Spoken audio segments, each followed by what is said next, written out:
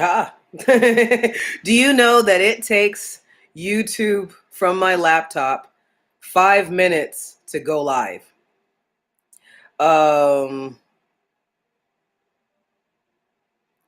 Sorry, I'm was checking up on something. So anyway, I've moved and went live earlier. The only reason why I go live is because I get tired of filming and then editing and then uploading. So might as well just, and this is just a transitioning update. Another playlist that I'll do in between. Earlier, I was just too tired. I mean, I always look like I'm tired because I am. So earlier I didn't. I hadn't. I was still just scrambled. So now we're back in the other of Vincent's motel because after 28 days I have to leave. So I go into the Motel 6 and then come back. And my pity, Prosperity, couldn't contain herself. Like she didn't like being in a new place. She has anxiety. And you can't smoke in there in their hotels. So it's all non-smoking, which is fine, helps me cut down future goals. So every time I left, she thought I was abandoning her. Now, remember, she's a rescue. If you haven't watched the first documentary, I talk about her, the first season document of Blue Phoenix Rising. I talk about her and that in the old apartments where I had to leave, and that she was thrown out of an SUV, and I watched the whole thing, scooped her up real quick. So it's not that we're in a vehicle, but she still has this fear of abandonment. She doesn't want to be left. And she feels comfortable here. So now that she's comfortable, I'm comfortable and more awake to be able to do this update. So anyway, first things first. So, happy elections, I guess, is I don't know. It's not a holiday, but that was one thing that I was going to talk about. And it's all these Black personalities and artists, actresses, rappers, singers, who are belittling and bullying other Blacks who are voting for Trump. Now, I don't care like who you vote for is your business. I mean, it's always your business.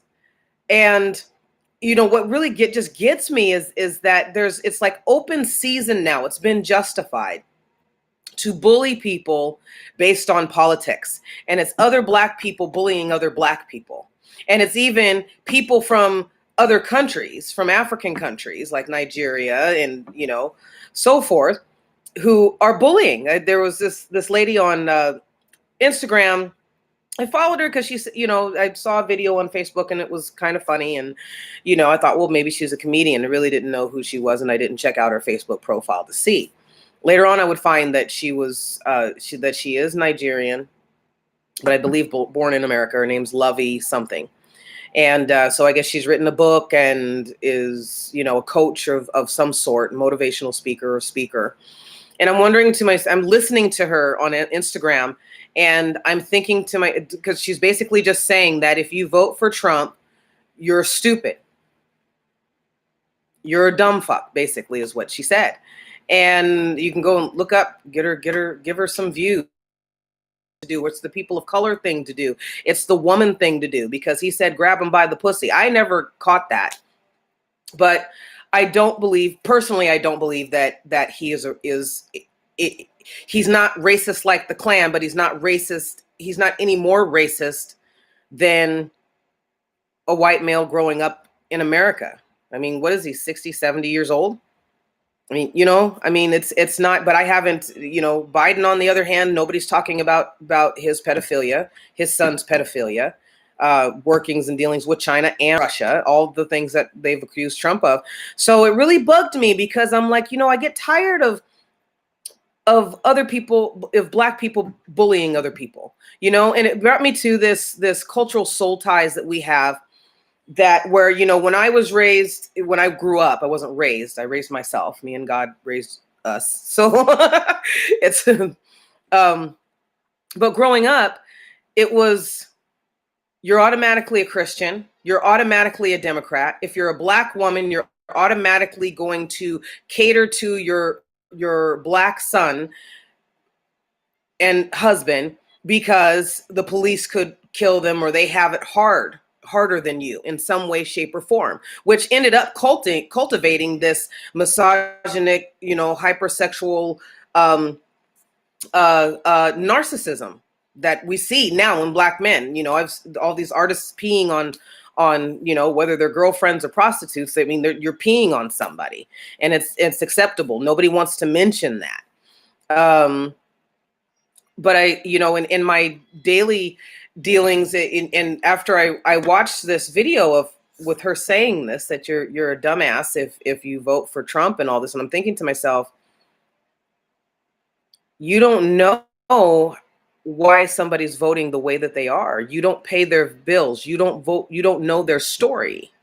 You don't know what they've gone through or battled through to change their minds. And we're not given, I feel, just personally growing up, I wasn't given a choice of whether I wanted to be Christian or whether I wanted to be Democrat, or whether I wanted to be under, subservient to Black males all my life. And today I can say, I dance to the beat of my drum, and I've always been interested in Asian culture and spirituality and religion. So, I mean, and today I would consider myself a Hindu, and or involved in Hinduism, not Hindu. I still don't know how to phrase that, but most of my spiritual practice consists of a few psalm scriptures, and the rest of it is chanting mantras, reading, the Vedas and other sources of spirituality, and just studying up on it. And but I was never given that choice. But when people, it's just amazing how, like, people assume that here, I live in a hotel in California, Northern California, and people assume that because you're in a hotel that you're going to see Hispanics working as maids. Those are the only, you know what I'm saying? It's like it's a given, and nobody questions it. And I don't know who created that, or that the only landscapers are going to be Mexicans, or the only ones working on construction sites are going to be Mexicans, besides the European or white Caucasian boss, foreman.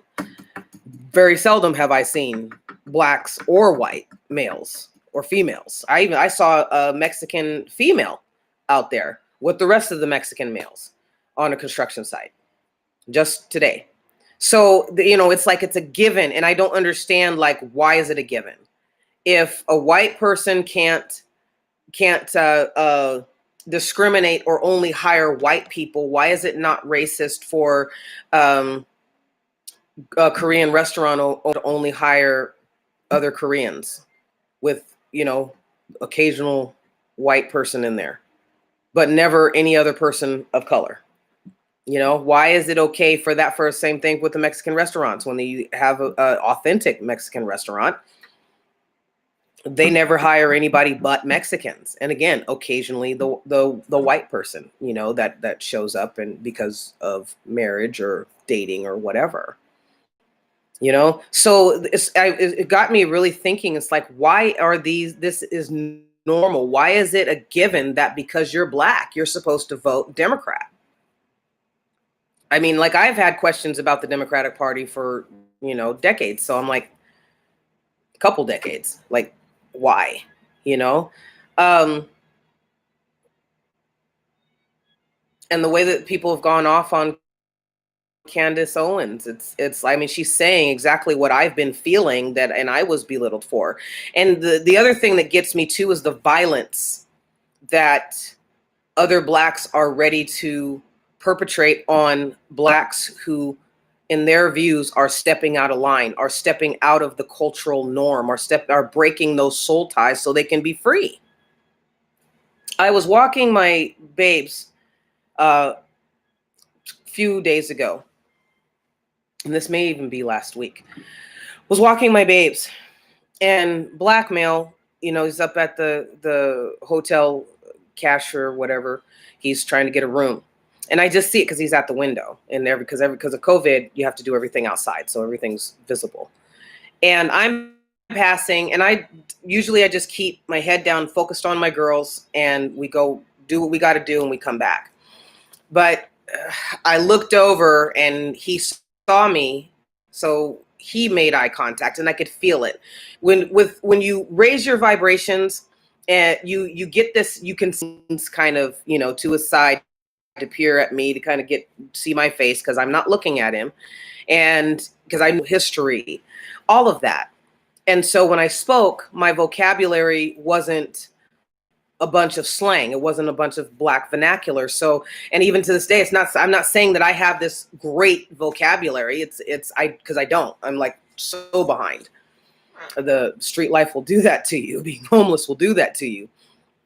But at that time, you're trying to be white. No, I'm just trying to be educated.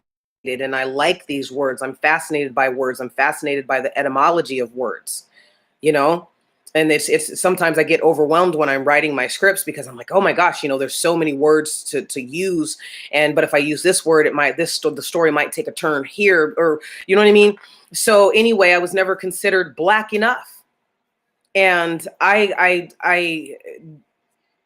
got tired of that. I got tired of always being pulled into a toxic situation, or belittled or berated because I wasn't like others that was considered black. I wasn't dark enough. I wasn't, but I wasn't pliable for misogynistic black males. So, because being a lesbian, I was out at 15. So, we're actually 13. So, I made no, when I knew what the term was to describe myself, my sexual orientation, I used it. Other than that, it was just something that came natural, and to each his own. But I just got tired of it. And so I welcomed thank you for revoking my ghetto pass, because the ghetto is not somewhere where I'd like to be anyway. So with this guy using the term cis, the phrase cis, hey cis, number one, he's attacking several things. He's attacking my blackness. He's attacking my femininity, because he's trying to pull out those heartstrings so he can manipulate me into doing something for him that is illegal. I'm not going to use my ID, because you don't have ID because that's required to get a hotel room. I'm not going to use my ID for you. So plus, we're not related. We're not from the same tribe. We have no relation at all. We have nothing in common. And, a lot of people, I told somebody this and they said, well, but you're black. It's like, yes, actually I am Blackfeet, black, and Scottish Irish. I'm of mixed race, dark complexion. My hair says it all. I got 3 different textures. So no joke. But it just proved to me, it's like, see, anytime we step out from those ties that, we're just connected by race, that's it. We're not connected by ideology. We're not connected by, gender. We're not connected by finances. We're not connected. And so here was this black male trying to hustle me, trying to manipulate me by any means necessary to do something for him that I didn't want to do. And so here is this, woman lovey talking and saying, because Lil Wayne and Ice Cube and, the rest of them who are making money and doing things in the community, that they need to keep their mouth shut, or they should be isolated now. Because, Candace Owens is in this too. It's like, well, we don't know, she has issues, da da da da. And you notice every time we step out of line in the black community and we say something that shouldn't be said, we talk about the pedophilia in our community. We talk about the narcissism, the collective sometimes narcissism in our community, and everybody's, well, you got issues. I remember the term in the 90s used to be, oh, was she bipolar? Everybody was bipolar who disagreed and wasn't speaking the propaganda. Everybody was bipolar. and that way then they, kind of pat you on the back or whatever, or, we'll pray for you or do something like that, because nobody wants to deal with the issues. And so, and so when this lady was saying this, and I had that experience, and I just had another experience once I was, bringing all my stuff back into the hotel room, and, so unloading, and, blackmail, he's been here before. I mean, when I first started coming to Vincent's when I would get a hotel room, when I'd have the money and then go back down to the streets again. He's been here. Him and his wife have been here, and he had come back like about 3. I've been here I'm going into my 4th month now. I've been able to stay at Vincent's, and so he's been here, and he said that his wife has mental problems or whatever, and so they have a little girl, and then there's him, and he'll sit out and on his computer and blast his music. Nobody else wants to hear it. It's just about respect. And you smoke marijuana and stuff like that. And so he comes up to me, and he's not coming up to me. He's kind of dancing around me. And I'm just like, oh God, I just don't want to deal with it today. I'm tired. I have to work tonight. So I want to get some sleep. I want to eat. I want to, do this live and wind down. I don't want any drama. And it just felt like today, for some reason, like little nicks, like people are trying to see where there's a chink in my armor. And so he comes around the front of my van, the U-Haul, and I see him, and I go back in, and then I look again, and he's back over by his car. I was like, weren't you just so? I was like, wow, he moves quick. And so I'm in the back, and he goes, comes back there, and he goes, I want to ask you something. And of course, I'm irritated because I'm dealing with Prosperity, and who's whining. The rest of the other 2 babies, my grandbaby and her mom, are fine. They do good transitions when we leave, but Prosperity, no. So I'm trying to calm her because I want to get everything out before I bring the girls in. So then that way I can just sit and rest and unpack. And he comes behind me. Number one, you're in my space. I didn't give you permission to be in my space. You're literally right up on me. Hey, I want to ask you a question. So I can see from your eyes that you're high. So I already know you're not in your right mind. And he says, I want to ask you a question. I said, okay, what? And I was a little bit irritated because number one, you're in my space. Number two, you're high. Number three, this isn't going to end well. And I really don't want to talk to you. I'm tired. And he goes, oh, never mind. I said, okay. But the normal reaction would have been to go after him and trying to appease him, make him feel better about himself. Let him suckle at my nipple because now he's upset. I have upset him, right? No, fuck no. Shit.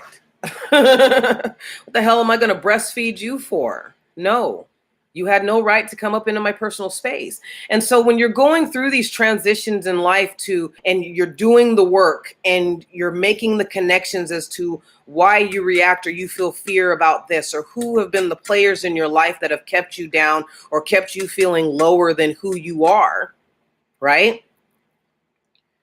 When you deal with that and that gets removed, it gets uprooted from you up here, which changes the way that you think, which changes your heart. It changes the way that you move throughout life, and that ups your vibration. People can feel that. But this doesn't mean that they're not going to challenge you, because like I said, they're always going to look for a chink in your armor. The devil is always trying to get a foothold. It doesn't matter. That's what they do for the rest of their lives, if they choose to. So, here's this with, I'm not reacting the way that he wanted me to react. I wasn't receptive to him, and I don't have to be receptive to him because he's black or because he's male. I don't have to be receptive to him at all. And the sick and sad thing is that, especially in our community, I have to be ready to fight. Like, people have made comments, demeaned black women for looking too manly or acting too manly or being too aggressive. Well, because I have to be, a lot of us have our Ike Turners. My dad was one. I saw the way that my dad beat my stepmother, who was white. You know, he loved her, was in love with her, but he had a mental issue. He was a cluster B. So he was a narcissist and a sociopath. He did not, you know, which is hard. It's like he loved her on one hand, but he literally beat the shit out of her on the other. And I watched this. I heard the screams. I grew up with it. He beat me. So, you know, when you grow, and, you know, this was my Black father. So when people make that kind of remark to, it's like, oh, well, you know, this is what Black women look like this and look like this, and they're not attractive, and they're, you know what I mean? And then that's why Black men go and get their, you know, Betty's or whatever with the good hair. And it's like, well, yeah, because I was taught, and this is also the what I'm recalling, and what I've realized is that it's kind of like God let the devil test Job, right? It's like, I'm going to try your servant. I'm going to see. So I see it as a test. Like, I get tested. I'm being tested. Like, okay, are you really not going to interact with us at this level? And the answer is yes. I died so many times on the streets from heart attacks, from just inside, you know, to get here, to get where I can be able to afford to keep a roof over me and my fur babies' heads. And I recognize what is toxic and what is healthy. I know who I am, and I know what I'll accept, and that's okay. I have a right to do that. And it's, you know, if he wanted ice water, we got him ice. Continue that pattern. That's not me. It never will. With you in the vicinity, but I will not speak to you directly. But I will signify, and I will engage anybody who wants to listen. And I will tell them what I think of you and how you bruised me and wham, wham, wham. So that's what he was doing. And he's like, oh, I'm tired of motherfuckers around here. I'm tired of this. I can't. Then leave. Leave. I mean, if you're not centered, if you're not grounded, that you, because I had to fight back, believe me. Number one, I'm tired. Psychopaths, sociopaths, personality disorders. You know how it feels. It's discombobulating a little bit, you know. And this wasn't a just person who was so upsetting, and I have a hard time expressing my. I never used to have this, but you know, after being on the streets and after being slandered to the whole city and whatnot, you know, or physical. He almost had me. He almost got me. And he kept, I'm tired of people here. He kept talking, you know, signifying. And I wanted to tell him, shut up. Just please shut up. But I refrained. Or punish me. You know, a lot of times when people don't like boundaries. And when you set boundaries for them, they feel that you deserve to be punished. And they may not think of it as punishment, as in, this is something that I want, so I'm going to break down these boundaries, come hell or high water. And down these boundaries, come hell or high water. And yeah, so, you know, it's learning, you know, before I wouldn't have recognized that toxicity. This is what I've dealt with all my life. That's just how he is, or that's just how they are. That's just how it is in the Black community. Oh yeah, I shall prove to that Trump is a racist because this personality, this actor, this actress said that he is. But then when you look in their closets, they're engaging in sexual acts or favors and bribery that, you know, they're not telling anybody. So, you know, anyway, so there's that. And that was what I wanted to mention about that. But also, so the next thing is the, I have a playlist up now teaching everybody the tactics and terms and tactics of people with cluster B personality disorders.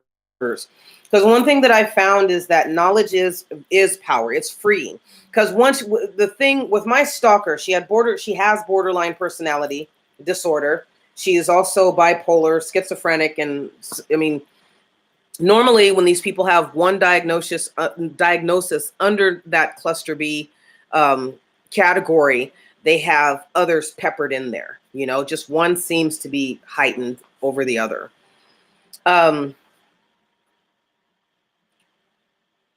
They will not, of course, they're not going to divulge, you know, and I'm a highly intuitive person anyway, you know, very perceptive. You know, it just have always been. And clairvoyant, you name it. So it didn't take me too long, but they will get you while you're vulnerable. And reflecting over my own story, where I lived with this person for 2 months only to find out that she was part of the cause for me becoming homeless, and had been stalking me and harassing me and before part of. So I thought to myself, the least you can do is drop me back off. But and then to still be pursued by her through flying monkeys, having her stalk me in different vehicles and things like that, really was emotionally trying, you know, physically trying, because I'm on the streets. I'm surviving for life and or fighting for my life. And here's this person who decided that because her grooming wasn't taking, that we were going to start all over again. And she absolutely did reset herself. And there's a book that I just ordered called part of it's called The Wise Lesbian Guide to Traumatic Relationships, I think, by Olm. I'll put it up here and I'll put it in the description. A link to it on Amazon. I just bought it yesterday because I've been really wanting to get into that and have her on my podcast, which is coming up. So anyway, I want everybody to know, it's like, look, you're not the only one going through this, but you don't know what's happening because nobody's put a label on it. You know, so very seldom are we, because they keep us so isolated. I remembered living with her and I was always being watched. Like in the condo, it was like the life was taken out of it. I mean, there was no life. If she didn't want to fly to fart, the fly wasn't going to fart, because that was her. She had to have control. So now that I know what I know, I'm sharing that. So please look into the playlist and comment if you guys haven't subscribed, or to anybody new who may be watching, like and subscribe. And I guess you have to hit the button, and so that way you can get notifications. And I'm going to try and up, but I do work full time, guys, so I can't always be online. You know, just know that I'm going to get some more terms up. I just had, pardon me, and there were some situations that happened that I had to call the police, and whatever they were trying to do in the form of sabotaging me backfired. So it's been quiet, you know, and they can go silent for a little while, but most of the time they're scheming. So, you know, you're going through so much already, and I'm worn out, and myself to cry, and so, you know, there's terms where psychologists will say, well, you know, you're attracting that person, and you may be, because you don't know anything different, because nobody's taught you anything different. Nobody's taught you how to look and say, nobody's validated that, number one, that what this person did to you was wrong, whether they violated you sexually, whether they violated you spiritually, whether they violated you physically. What that person did was wrong. But you have to be willing to take the time and to take an honest look into your mental closets. And that's what I had to do. I was forced to do it on the street. You know, God took me through it. It was like, okay, If you want change, if you want something better for your life, you have all these dreams that I put into you. But I can't put you on that path until you get this crap out of you, until you let this crap go. So I feel happy when, even though it's an abusive situation, but they're the abusers, not me. I didn't go up to any black male and say, hey, bro, you helped commit a crime, or hey, I want to ask you something.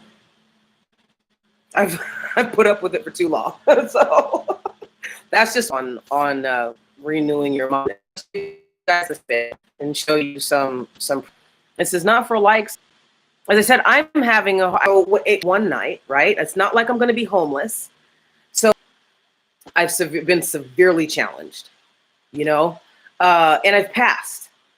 I've passed this, which is, okay, are you going to engage? Where he has the episode where he's talking about nigger moments. Template. In breaking people down and traumatizing them and sometimes killing them, and that's what was the goal of this person. And aesthetically pleasing, I guess, is what I was saying. I want to take my hope to have, which is, my own place, a yard for the babes to run, quiet, peace, helping people to grow and elevate. But I don't know how to get there, and so I'm just taking baby steps, and it's transitioning. It's more of a psychological transition, physically I'm going through the motions, but it's hard. It's very hard. Not that I'm happy to be, not happy to be on off the streets, but realizing all the fear and all the abuse, when I play it back in my head, like with the two black males that I dealt with successfully, or chose not to deal with. I just, like the guy today, I just gonna mind my own business. If you don't want to talk, but still realizing that I'm still in this state of fear, because the energy that I felt from this guy is that he wanted to start something. And now, do you want to start something so bad that you would hit me in order to get me to do something to you? Or to feel like, I've paid attention to you now, to get my attention? Because I've had that happen. Not recently, but I've had that happen.